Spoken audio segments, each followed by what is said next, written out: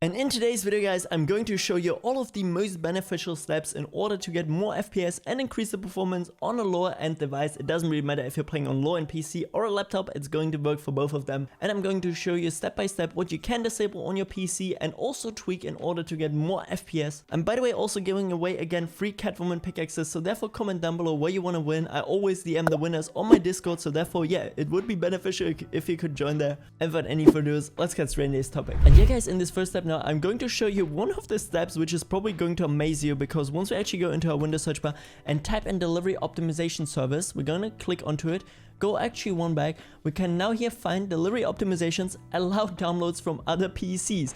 And the thing actually is guys, if you have this now enabled, yeah, let's just say as an example, you downloaded the latest Windows update and you have this enabled, it allows Microsoft to utilize your PC sort of as a server to send like updates or other like Microsoft services from your PC to your local network or even PCs on the internet. So therefore, if you have this enabled guys, please make sure that it's actually turned off, because we don't obviously want this, and this is super hardware demanding. And of course, it's also increasing the usage of your network speed, because yeah, your PC might get used as a server in the background. So therefore guys, make sure this is completely disabled, and then we're already done here. We're going to take a look at MSA Afterburner. You can by the way find the most up-to-date version over on my official website guys, leStripeZ blogspot. And what we want to do in the first place is make sure that the power limit is already set here all the way to the maximum, which is for me 106 guys, and as well the temperature limit. Then we can of course also adjust the fan speed, which I would also recommend you, because yeah, just simply having a cooler GPU in general is gonna let your system run better over a longer period of gaming.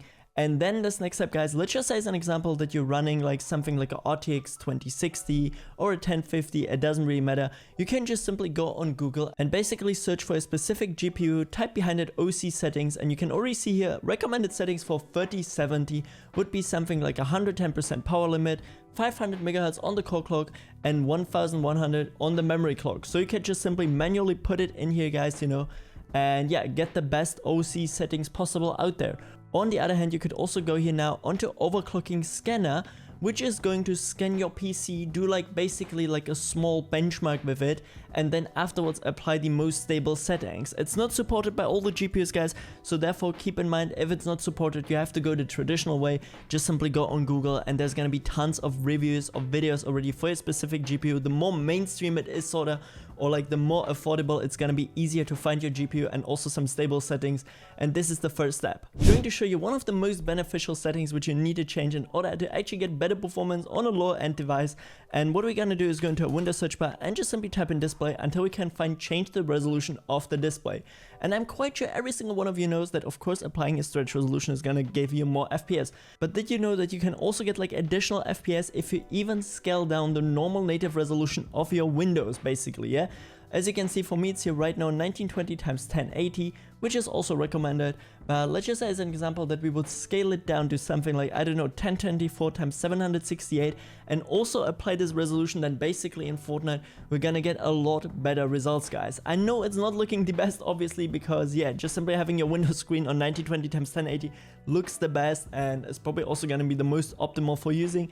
But yeah, if you really want to squeeze out like the most amount of FPS out of your PC, this is something you can do. And yeah guys, now I'm also going to give you an updated version of the best low-end PC settings here in Fortnite Season 4, which still look kinda decent in my opinion, I'm not gonna lie there guys. And what you want to do in the first place is basically go over to video, and you can already see that I'm playing on 1280 x 720, because this is of course the resolution you want to go for, the lowest possible if you're not a fan of a stretch resolution.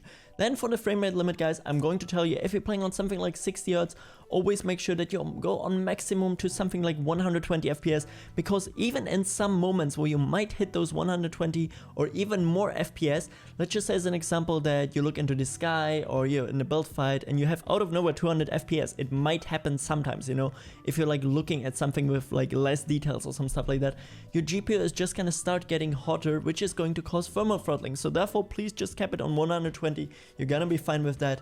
Then for the rest, just simply make sure that you also copy 3D resolution set to 70%, everything on the lowest, and of course the performance mode. And I have to say, those are 100% the best settings. I mean, just take a look at this guys, the game looks still really good, and we have insanely high FPS, no issues whatsoever, and I hope that this was helpful for you.